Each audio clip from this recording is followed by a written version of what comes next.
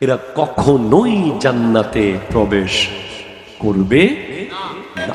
আমি কেন তার কাছে যাবো? সে আসবে আমার কাছে।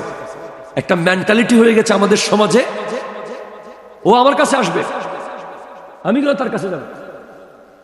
মেন্টালিটি হয়ে গেছে। আরে ওর এই বিয়ে বাড়িতে আমি যেতে পারবো? যে আপনার সাথে ছিন্ন করেছে আপনি তার সাথে জোড়া লাগান, এটাই নবীর সুন্নাহ। আমার নবী কি করতেন? कोई आ जाए तलब से भी सिवा देते हैं,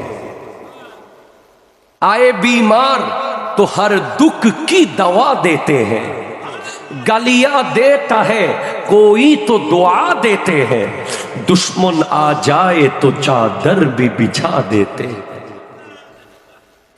আমার নবীর কাছে কেউ যখন আসতো, कोई आ जाए तलब से भी सिवा देते हैं, যা চাইতো তার চেয়ে বেশি দিতেন।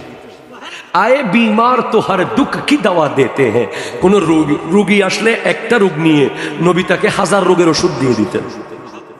গালিয়া দেতা है कोई तो दुआ देते हैं, কেউ নবীজিকে গালি দিত, নবী তাকে দোয়া করে দিতেন।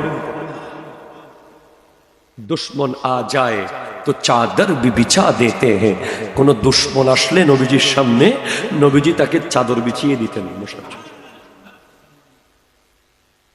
তাহলে আপনার দায়িত্ব হবে, যে কেটে ফেলবে আপনি জোড়া লাগাবেন, আপনার চেষ্টা আপনি করে যাবেন। লা ইয়াদখুলুল জান্নাহ লা তাদখুলুল জান্নাহ কাতিউর রহিম, যারা আত্মীয়তার সম্পর্ক ছিন্ন করে এরা কখনোই জান্নাতে প্রবেশ করবে